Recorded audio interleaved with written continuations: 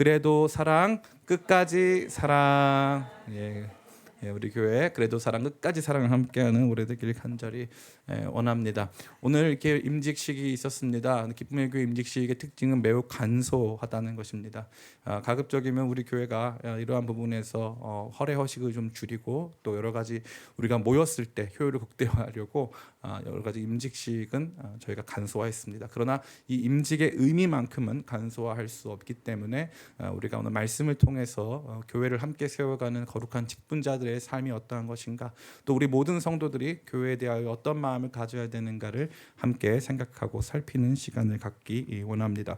특별히 우리는 요한복음을 생각해보고 있던 지금까지의 시간들을 잠시 벗어나서 기쁨의 교회가 개척한 지가 7년이 지났고 또 이제 오늘 임직식도 있었기 때문에 교회와 관련된 말씀을 나누고자 합니다.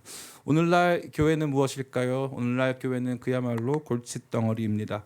예수님은 좋지만 교회 다니는 사람은 싫다는 말이 대표하듯 무언가 교회라는 조직과 실제적인 모임은 복음, 진리와는 다소 동떨어진 것이 아닌가라는 느낌을 주고, 심지어 교회라는 단어는 구시대적인 분위기까지 연출하고 있습니다.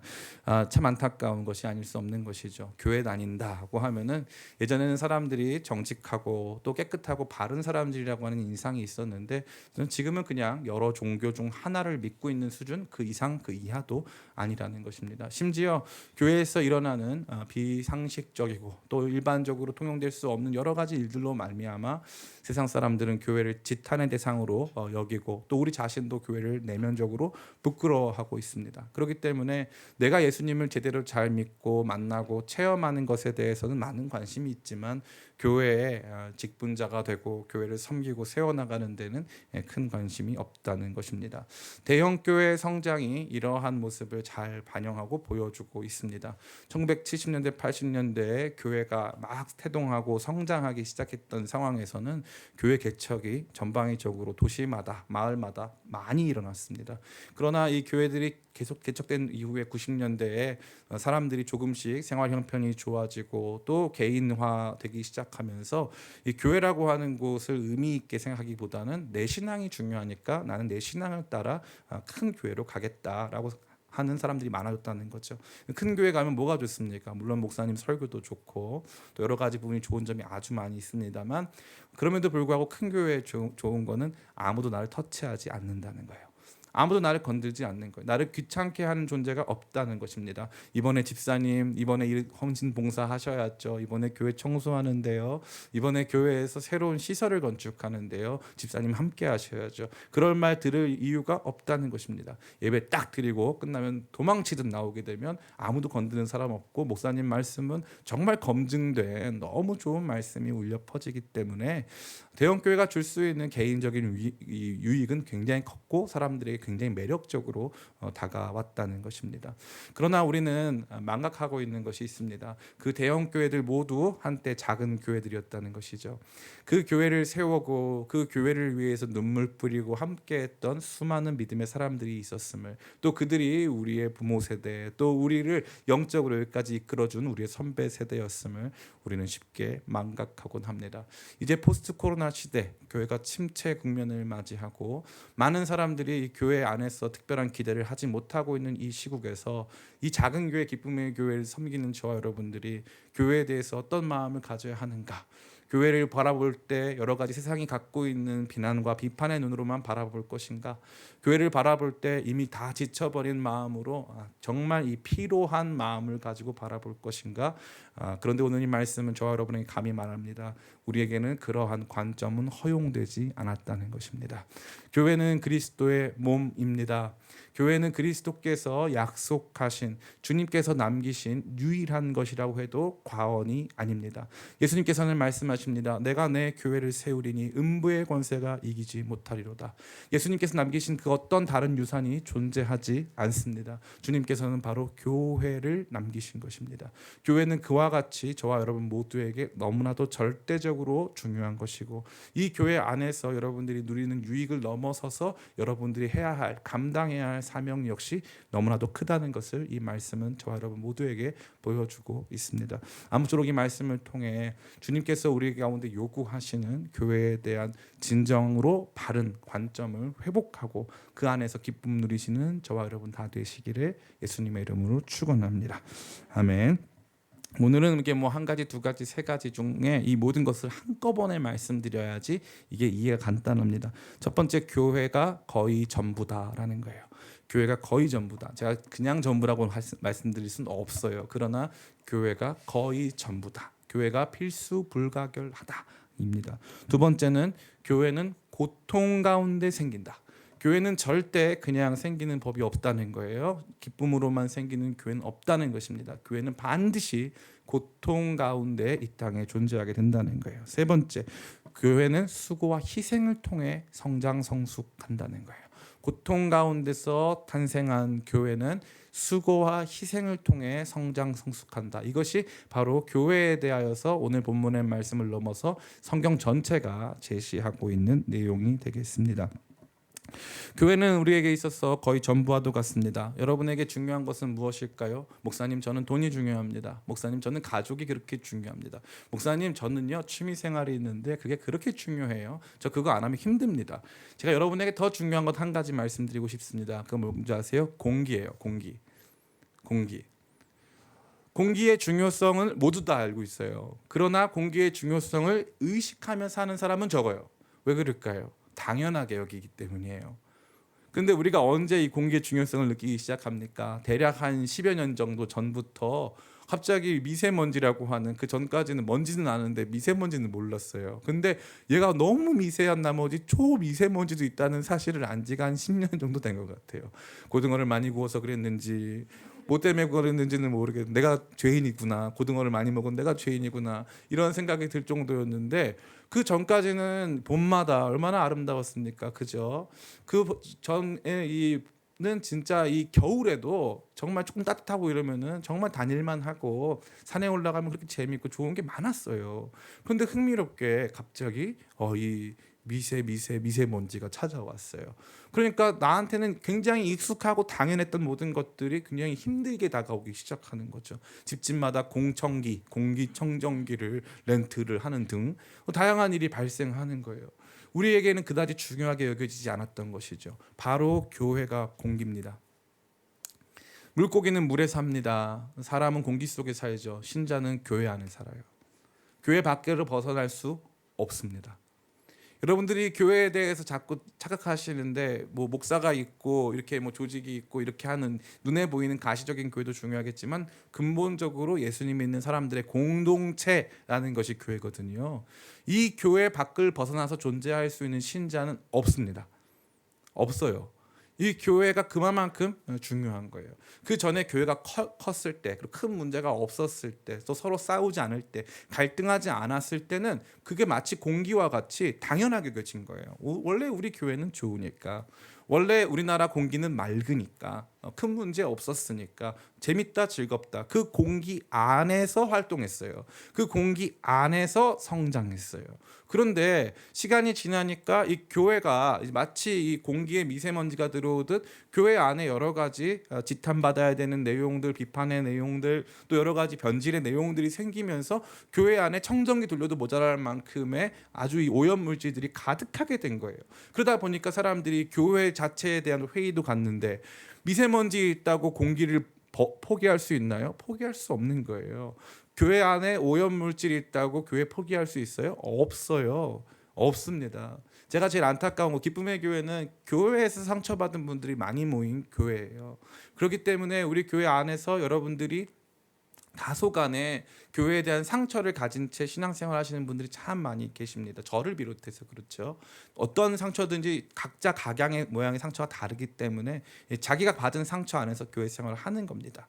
그렇기 때문에 이제 그런 것들을 가지고 신앙생활하다 보면은 교회 안에서 조금이라도 문제시 될 만한 부분들이 생기면 우리 안에는 갑자기 염려와 걱정이 가득하게 됩니다. 그러한 염려와 걱정은 지극히 당연한 거고 어떻게 보면은 정당한 것이라고 할 수 있어요. 그러나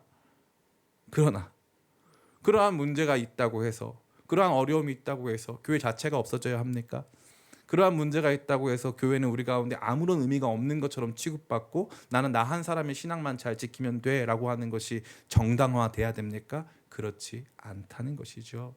교회는 너무나도 중요한 것입니다. 우리는 교회 안에 살도록 주님께서 불러 주셨어요.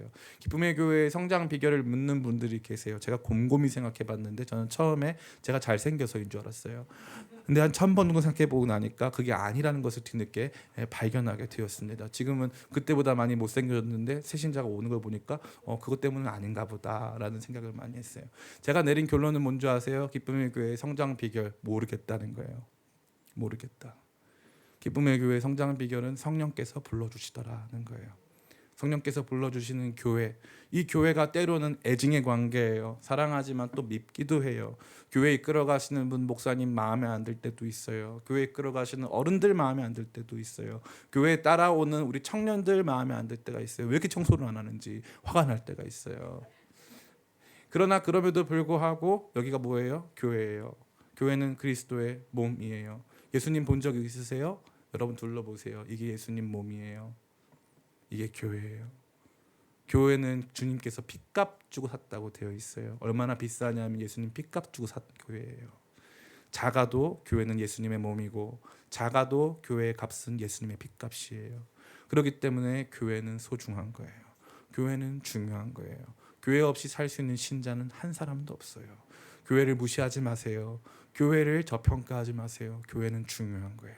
중요하고 좋은 것이기 때문에 중요하고 좋은 것이니까 잘 유지하고 잘 간직하고 잘 세워가는 게 중요한 것이지 그저 비판만 일삼고 그저 교회에 대해서 비난의 눈빛만 갖는 것이 탁월하고 지혜로운 방법은 결코 아니라는 것입니다. 제 설교의 변화를 바라보고 있던 타 교인이 계셔요.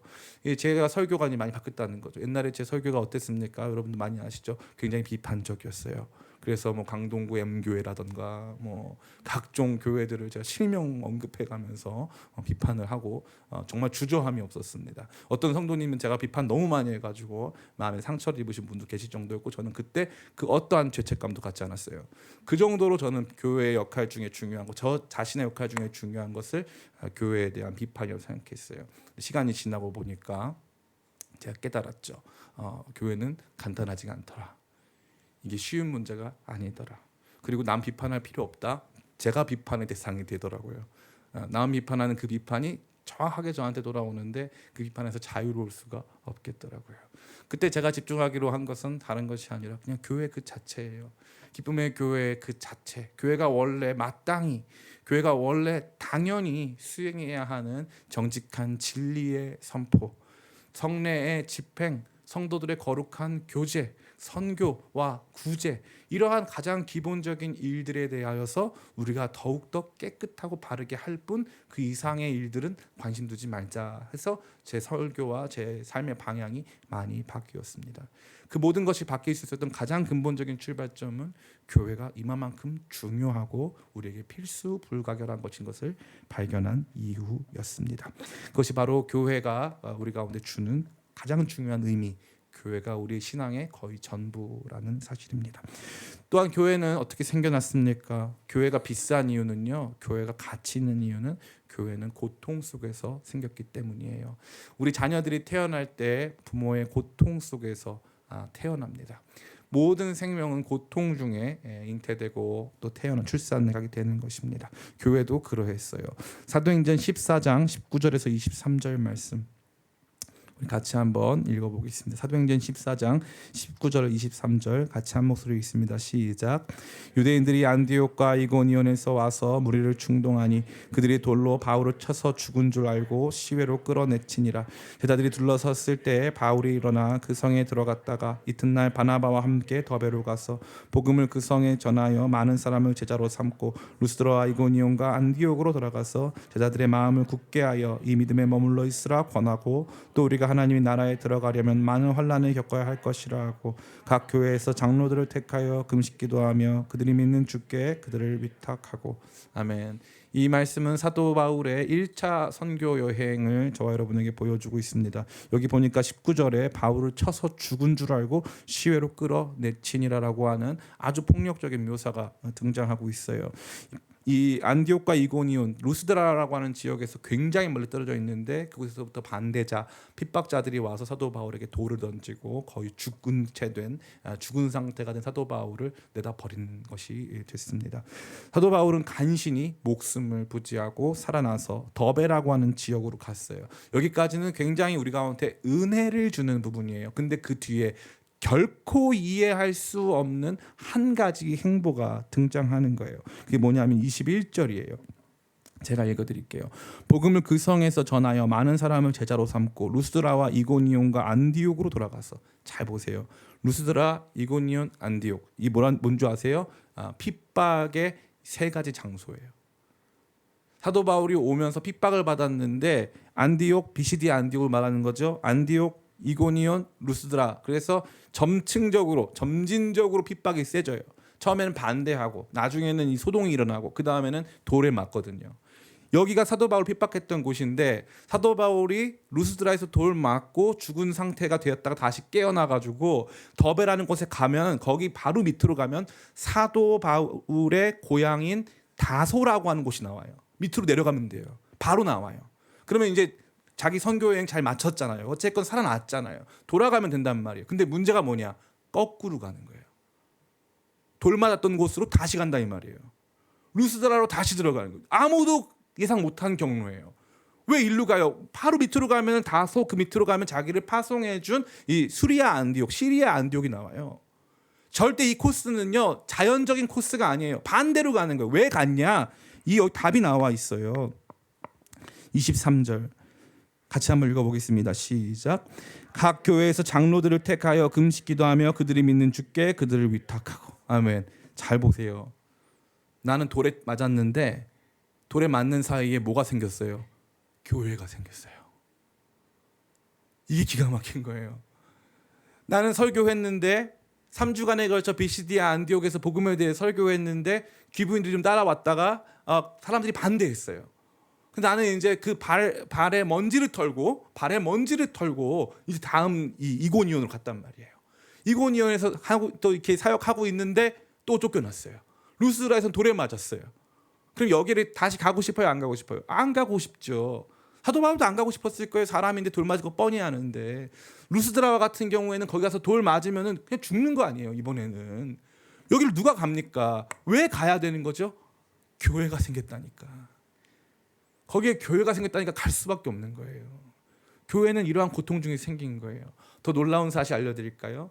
사도행전 16장에 보면은 사도 바울 인생의 파트너, 사도 바울의 영적 아들, 사도 바울에게 있어서 절대 뗄 수 없는, 사도 바울에게 있어서 이삭과도 같은 아들이 등장하는데 그의 이름은 디모데입니다. 디모데가 어디 출신인 줄 아세요? 돌에 쳐맞은 루스드라 출신이에요. 여기서 돌 맞고 여기서 교회 생기고 여기에서 자기 인생을 함께하는 디모데가 여기서 나타났다 이거예요. 신기하죠. 하나님께서는요 교회를 세우실 때 목회자들, 사명자들, 또 먼저 수고하는 성도들의 눈물, 고통, 아픔 이런 것들을 사용하셔서 교회를 만드시는 거예요. 교회가 왜 이렇게 잘 싸우는 줄 아세요? 특별히 이 개척교회 개척 멤버들끼리 왜 많이 싸우는 줄 아세요? 힘들었어서 그래요. 안 힘들었으면 싸울 일도 없어요. 고생했고 힘든 시간을 같이 버텨왔기 때문에 그게 어떻게 보면 안 좋은 것이지만 그럼에도 불구하고 훈장처럼 남을 수밖에 없는 거예요. 하나님께서는 그 시간을 반드시 허락하세요. 누군가의 피땀 눈물을 통하여서 교회는 생기는 거예요. 교회를 비판할 때 우리가 너무 쉽게 하는 거예요. 저 자신도 마찬가지였어요. 제가 그 부분을 많이 회개합니다. 저 자신도 마찬가지예요. 교회를 세우기까지 흘린 수많은 정말 무고한 성도들의 희생과 눈물과 땀에 대해서는 간과한 채 그냥 교회가 보여주고 있는 현재 행태에 대해서만 비판하기를 즐겨한다는 것은 어찌 보면 정당한 비판이라고 할 수가 없는 것이죠. 교회는 이와 같이 고통 속에서 태어나는 것이고 그만큼 중요한 것인 거예요. 그래서 사도 바울 보니까 교회에 대해서 말할 때 언제나 어떤 구조를 갖고 있냐면은 내가 너희들의 아버지다. I'm your father. 내가 너의 아버지다. 이 마음을 언제나 갖고 있어요. 고린도전서 4장 15절. 앞에 화면이 준비되어 있습니다. 같이 읽겠습니다. 시작. 그리스도 제가 준비를 안 했는데 준비가 안 돼 있나요? 고린도전서 4장 15절. 아니면 제가 읽어드리겠습니다.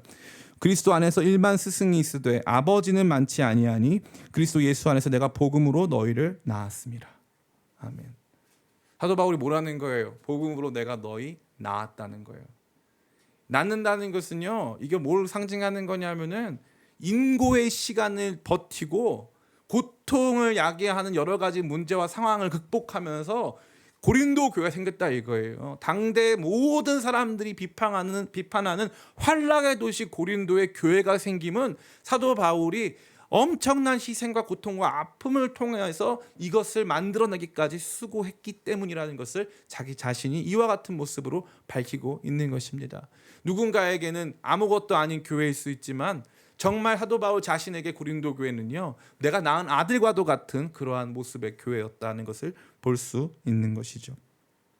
제가 이제 이 구로구에 가면은 남현교회라는 교회가 있어요. 개봉동에 있는데 대로변에 아주 크게 있는 교회예요. 이 남현교회의 이춘복 목사님이라고 하는 분이 계신데 제가 한 20여 년 전에 그 교회 방문했던 적이 있어요. 그 당시 그 교회는 개봉동 그 위쪽 그 고개 쪽에 있었는데 이제 내려가 가지고 이제 대로변에 있습니다.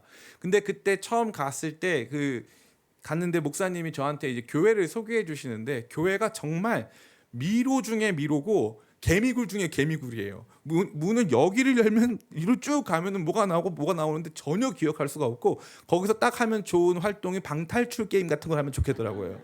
너무 알맞은 한번 들어가면 헤어 나올 수가 없어요.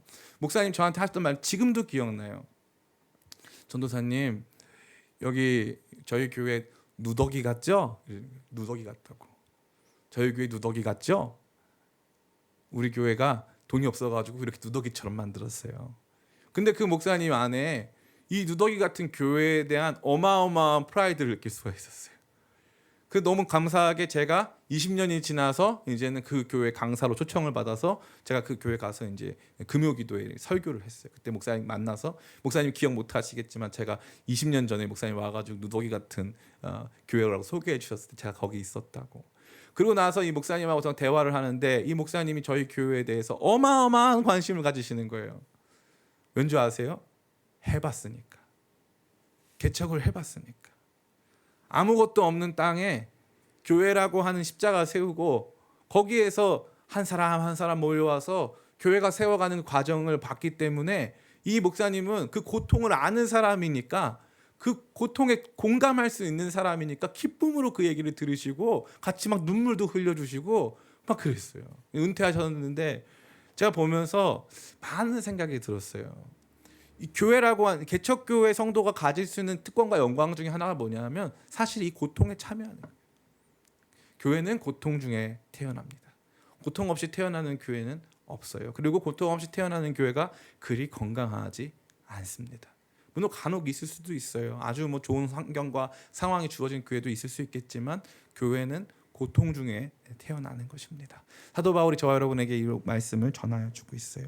마지막으로 교회는 앞서 말씀드린 바와 같이 수고와 희생을 통해 성장 성숙합니다. 아이가 고통 중에 이 땅에 태어나고 그 뒤에는 오랜 시간 동안 부모의 기다려줌과 참아줌과 또 여러 가지 훈육을 통하여서 또 부모가 희생을 통하여서 물질적으로 또 여러 가지 물리적으로 희생을 통하여서 아이가 성장하듯 교회도 그와 같은 모습을 갖는다는 것이죠. 사도행전 20장 31절 말씀. 사도행전 20장 31절 말씀 같이 한번 읽어보겠습니다. 시작. 그러므로 여러분이 일깨워 내가 3년이나 밤낮 쉬지 않고 눈물로 각 사람을 훈계하였던 것을 기억하라. 아멘. 이건 에베소 밀레토스라고 하는 곳에서 에베소 장로들을 모아놓고 사도 바울이 이제 마지막 유언과도 같은 말씀, 마지막 유언과도 같은 권면을 전하고 있는 상황입니다. 이 상황에서 3년이나 밤낮 쉬지 않고 눈물로 각 사람을 훈계했던 것을 기억하라고 사도 바울이 에베소 장로들에게 얘기하고 있어요. 사도 바울이 호소하고 있는 거예요. 이 교회가 어떠한 교회냐, 이 교회 안에서 어떠한 성숙이 일어났느냐. 그 성숙은 3년 동안 밤낮 가리지 않고 그들을 가르치고 말씀으로 성장 성숙시키는 그 과정 속에서 일어났다라는 것입니다. 그렇기 때문에 교회는 이와 같은 직분자들, 사명자들의 수고를 통해 희생과 헌신을 통해 성장 성숙하는 거예요. 이 밭의 작물들은 농부의 발소리를 듣고 자란다고 하듯이 교회 역시도 마찬가지입니다. 우리 성도님들이 교회를 돌보지 않으면 교회 안에는 이러한 성장과 성숙이 일어날 수 없는 거예요. 고린도후서 11장 24절로 28절 제가 읽어드리겠습니다.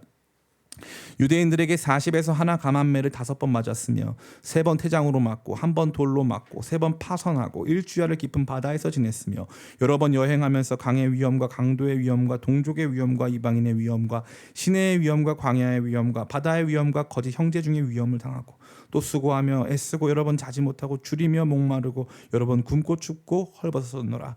이 외의 일은 고사하고 아직도 날마다 내 속에 눌리는 일이 있으니 곧 모든 교회를 위하여 염려하는 것이라. 아멘.